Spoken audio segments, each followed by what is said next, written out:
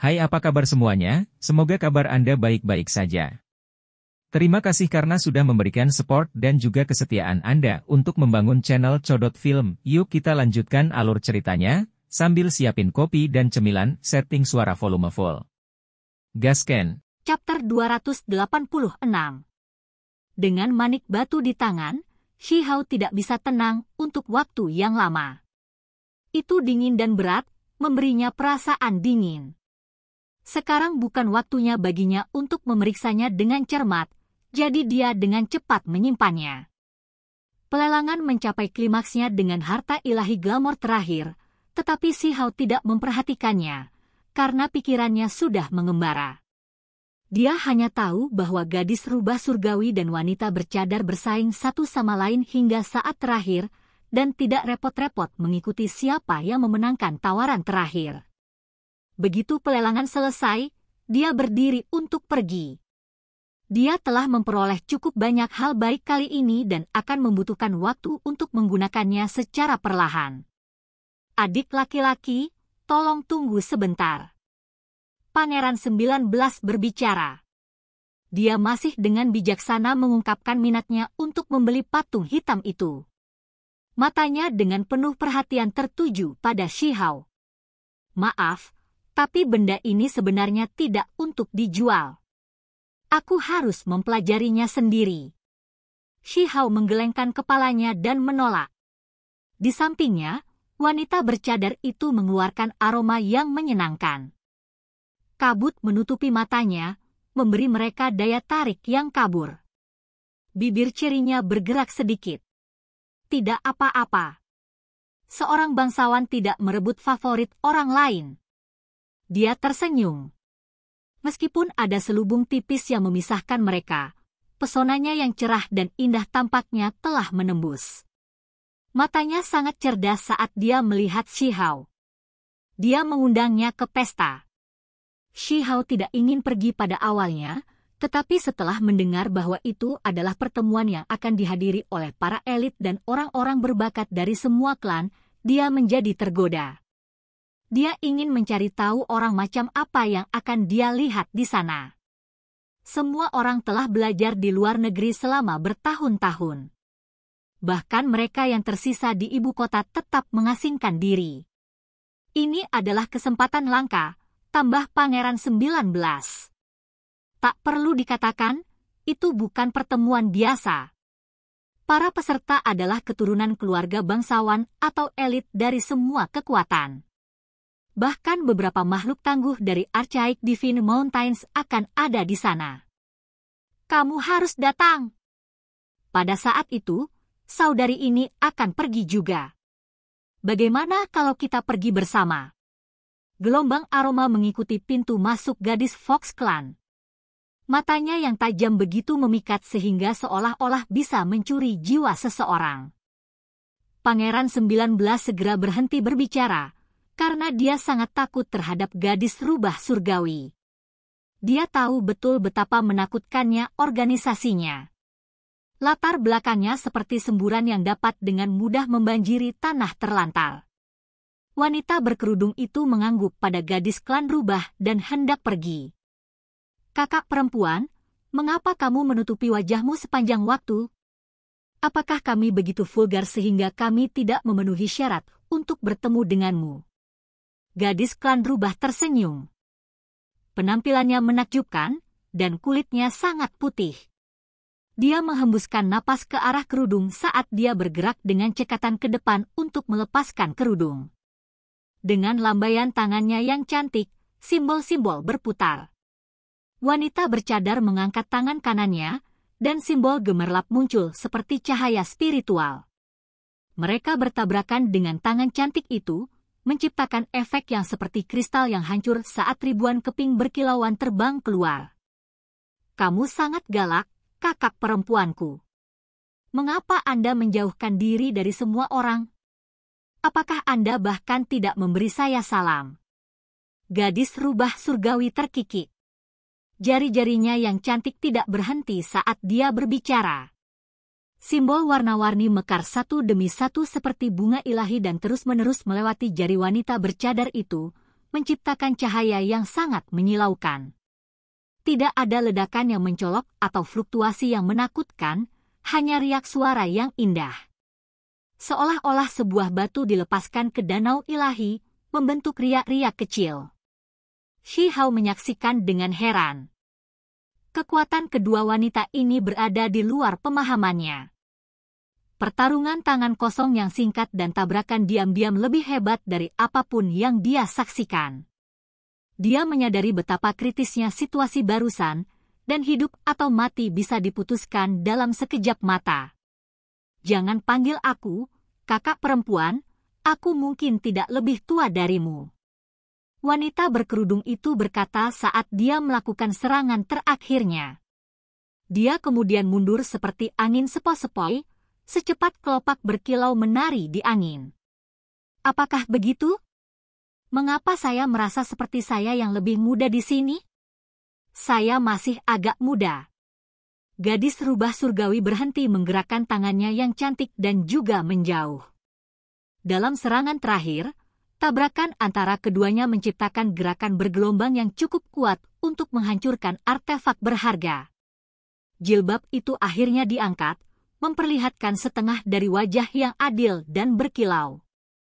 Keindahannya begitu menakjubkan sehingga para pembudidaya muda di dekatnya semua menatap dengan wajah tercengang. Dia benar-benar peri, seru seseorang. Kontras antara keduanya sangat mencolok. Yang satu menawan seperti rubah, sementara yang lain cekatan dan seperti dunia lain. Kakak perempuan, kamu sangat serius dan tidak menyenangkan sama sekali. Sampai jumpa di pertemuan dan membantumu menemukan suami, Sixi. Gadis rubah itu mundur dengan cepat. Dia melirik Shi Hao dalam perjalanan keluar dan bertanya, adik laki-laki, bagaimana kalau membawanya sebagai istrimu? Shi Hao menggaruk kepalanya dan membuat wajah polos. Kalian berdua sama-sama baik. Mengapa Anda harus bertarung? Dasar anak nakal. Saya mencoba memperkenalkan seorang istri kepada Anda, bukan menyuruh Anda untuk memukul saya. Gadis rubah surgawi tertawa ringan dan pergi seperti seberkas cahaya. Apa yang aku bilang? Dia salah paham padaku. Shi Hao bergumam dan menggelengkan kepalanya. Dia kemudian mulai berjalan keluar dari aula juga. Pangeran 19 segera dikelilingi oleh orang banyak. Seorang pangeran yang cukup kuat untuk mengejar tahta pasti memiliki masa depan yang cerah. Tidak ada yang berani mengabaikannya. Namun, Pangeran 19 menjaga dirinya sendiri dan segera meninggalkan aula. Dia berjalan di depan dan memimpin wanita bercadar itu ke kereta emas. Wanita itu bisa saja dari luar gurun. Saya mendengar bahwa dia berada di pengadilan untuk menemui kaisar belum lama ini, dan bahwa mereka berbicara cukup lama. Latar belakang gadis rubah surgawi juga luar biasa. Dia mewakili organisasi yang sangat kuat dan juga telah bertemu dengan kaisar, di mana beberapa rahasia surgawi terungkap. Beberapa bangsawan bergumam di antara mereka sendiri dengan ekspresi serius. Mereka menyadari bahwa itu akan segera menjadi kacau dan sesuatu yang besar sedang terjadi. Shi Hao kembali ke tempat tinggalnya, yang merupakan penginapan terkenal. Itu adalah tempat tinggal yang luas dengan taman di sudut terdalam yang dapat memberikan kedamaian bagi para tamu terpentingnya. Kamar Shi Hao terletak di tempat yang bagus. Dia memiliki halaman terpisah untuk dirinya sendiri, yang berisi jembatan kecil dan air yang mengalir, serta bebatuan dan air mancur. Lingkungan yang sangat menarik. Dia duduk dan bermeditasi sebentar setelah dia kembali. Dia dengan hati-hati mengamati gerakan di sekitarnya dengan hati-hati. Tidak ada yang terjadi malam itu, tapi dia tetap waspada. Namun, dia tidak terlalu khawatir. Jika yang terburuk terjadi, dia akan memanggil pagoda kecil itu dan membiarkannya melepaskan kekuatan pembunuhnya. Dia tidak akan membiarkan apapun terjadi pada apa yang dia peroleh dari pelelangan, karena itu terlalu penting. Pada kenyataannya, kecemasannya tidak perlu. apa yang dia dapatkan bukanlah harta ilahi bagi orang lain. Selain dari potongan terakhir dalam pelelangan, barang-barang lainnya tidak dihargai banyak di ibu kota. Untungnya, mereka tidak tahu apa-apa tentang tubuh berlapis emas yang abadi, dan bahkan lebih sedikit lagi tentang nilai manik-manik batu ini, kata Shi Hao pada dirinya sendiri dan menarik napas lega. Setelah orang-orang dari rumah lelang meyakinkannya bahwa tidak ada yang berani membuat masalah di ibu kota, dia menjadi sedikit lebih lega dan mulai memeriksa inventarisnya dan menyiapkan proses penyempurnaan. Potongan tulang putih tembus pandang itu kecil dan tidak lengkap, dan sebagian darinya pasti hilang. Shi Hao melakukan segala upaya untuk mempelajarinya secara menyeluruh, tetapi dia masih tidak dapat menemukan hubungan apapun dengan catatan primordial sejati. Tidak ada teks sama sekali. Dia tidak bisa tidak menoleh ke pagoda kecil, yang kemudian mengatakan kepadanya bahwa itu bukan bagian utuh. Dia akan membutuhkan semua bagian untuk mengungkapkan rahasianya. Aku harus menyimpannya untuk saat ini. Cepat atau lambat, saya akan menemukan rahasia besar itu. Sepertinya ada lebih dari satu catatan primordial sejati. Shi Hao mengundurkan diri dari situasi saat ini. Dia kemudian mengeluarkan simbol penarikan dan mempelajarinya dengan cermat. Artefak magis kuno ini masih utuh dan dapat digunakan setidaknya 10 kali. Bisakah tubuh berlapis emas yang tak terkalahkan ini menjadi misterius dan kuat seperti dalam legenda? Dia mengeluarkan patung hitam seukuran kepalan tangan itu dan mengetuknya, menghasilkan suara metalik yang jernih dan menusuk. Patung hitam itu retak di banyak tempat dan tampak seperti boneka compang-camping. Namun, setelah melihat lebih dekat, dia memperhatikan bahwa beberapa bagian terbuat dari bahan yang berbeda, yang diperbaiki di lain waktu. Shi Hao mulai mengupasnya dengan hati-hati. Prosesnya jelas merupakan proses yang sangat sulit. Dia akhirnya menggunakan pedang yang patah, yang tetap tidak membuatnya lebih mudah. Teknik penyempurnaan zaman kuno terlalu kuat. Pada akhirnya, pagoda kecil itu mengulurkan tangannya dan mengibaskan lapisan luar dari patung hitam itu, memperlihatkan bentuk aslinya. Setelah menyingkirkan bahan yang berlebihan, warna patung hitam itu berubah lebih dalam dan lebih suram. Sekarang tampak lebih rusak dari sebelumnya. Beberapa bagiannya jatuh, membuatnya hampir tidak lengkap. Shi Hao menenangkan pikirannya, dan kesadarannya memasuki patung hitam itu. Dengan suara weng, patung itu menyala sekaligus dan melayang di udara. Energi ilahi mulai menyebar darinya. Tak lama kemudian, ia mulai memancar seperti matahari hitam kecil. Lingkaran cahaya yang berharga terpancar darinya, muncul dalam garis-garis sebelum menyatu ke dalam Shi Hao. Patung hitam itu membesar dan digabungkan dengan darah dan daging Shi Hao. Sepertinya dia mengenakan baju besi hitam emas, memberinya tampilan terkuat dan aura yang luar biasa. Saya telah secara langsung melampaui alam transformasi roh, ini hanya terlalu menakutkan. Shi Hao tercengang. Dalam sepersekian detik, kemampuan bertarungnya melebihi level aslinya dan meningkat secara signifikan.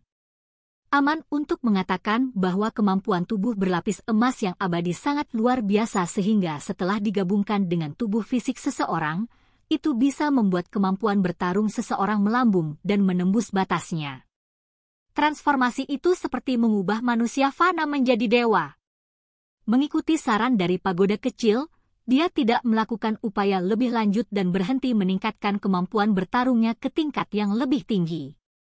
Dia takut membawa lebih banyak kerusakan pada tubuh emas abadi yang sudah rusak.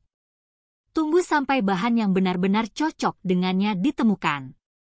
Hanya dengan begitu ia dapat menjalani tahap pemulihan lain dan menampilkan kekuatan yang lebih besar. Tentu saja, jenis restorasi ini adalah penyempurnaan yang lengkap dan benar, bukan penciptaan sosok pertempuran seperti yang ada di era kuno. Ditutupi oleh baju besi emas hitam dari ujung kepala sampai ujung kaki, Shi Hao mengeluarkan pedang patah hitam dengan suara kiang. Dia tampak sangat gagah berani, dan ketika gelombang energi yang menindas dilepaskan tentang dia tampak seperti dewa iblis tertinggi. Ini sama dengan memberi saya identitas lain, memungkinkan saya melakukan beberapa hal lain, kata Shi Hao pada dirinya sendiri. Cahaya di sekelilingnya surut, dan pakaian emas hitam menghilang. Sekali lagi membentuk sosok kecil di tangannya. Itu pasti kartu truf. Shi Hao merasa bahwa jika dia benar-benar harus bertarung sampai mati, patung ini pasti akan membuatnya sangat kuat. Dia kemudian mengeluarkan manik-manik batu yang ternoda oleh darah yang menghitam, yang telah menggumpal dan mengering tak terhitung tahun yang lalu. Menurut pagoda kecil, darah itu berasal dari dewa iblis. Shi Hao terbelah dan terpotong dengan pedang patah. Suara metalik keluar, dan percikan dikirim terbang. Dia berhasil menghilangkan goresan satu demi satu dengan susah payah. Spiritualitas darah dewa iblis telah lama memudar, dan tidak ada efek medis yang tersisa setelah membeku. Namun, itu masih sangat sulit, yang sangat mengejutkan Shi Hao. Seberapa menakutkan dewa iblis yang sebenarnya? Karena serbuk batu terus-menerus dikeluarkan, ukurannya mulai berkurang secara bertahap. Hampir saja. Sedikit lebih jauh dan itu akan hancur. Shi Hao terkejut menemukan kepala panah perunggu busuk terbungkus di dalam manik-manik batu. Itu hampir menembus ke bagian terdalam dari manik-manik. Panah perunggu tampaknya berada dalam kondisi yang agak buruk, tetapi itu dulunya adalah artefak ilahi. Berdasarkan kecurigaan pagoda kecil itu tidak sepenuhnya menembus bola mata, dan malah dibubarkan olehnya. Sangat menakutkan. Shi Hao benar-benar terkejut. Bahkan instrumen surgawi tidak dapat melukai bola mata seorang pria bermata dua dan malah dihancurkan. Namun, apa yang sebenarnya terjadi? Dia masih kehilangan bola matanya pada akhirnya, dan itu disegel di dalam batu. Saat batu itu terkelupas, bentuk aslinya terungkap. Ukurannya hampir sama dengan bola mata manusia. Itu kurang berkilau dan tampak cukup redup. Mahasiswa ganda. Dia memegangnya di tangannya dan mempelajarinya dengan cermat. Itu berisi dua murid yang terhubung erat yang hampir bergabung bersama. Tampaknya memiliki kekuatan yang dalam dan mendalam di dalam. Sekarang setelah darah dewa iblis dan kulit batu terkelupas, aura dingin di sekitarnya telah menghilang. Murid ganda kuno ini telah kehilangan kekuatan hidupnya sejak lama. Apakah itu masih ada gunanya? Sambil memegangnya di telapak tangannya, Shi Hao mencoba mengaktifkannya dengan simbol Hong. Tiba-tiba, ketika dia mulai memperbaikinya dengan penuh perhatian, bola matanya menyala dan mengeluarkan garis-garis riak dari pupilnya. Mereka berwarna emas muda dan sangat menakjubkan. Shi Hao menghirup udara dingin. Dia awalnya terkejut, tetapi kemudian dia menjadi diliputi oleh kebahagiaan. Bola mata itu masih hidup. Ini adalah sesuatu yang ditinggalkan oleh makhluk ilahi yang lahir secara alami yang telah mencapai puncak mutlak. Oke guys, jangan lupa like, comment, share, and subscribe di channel Codot Film. See you next video. Peace out and bye-bye.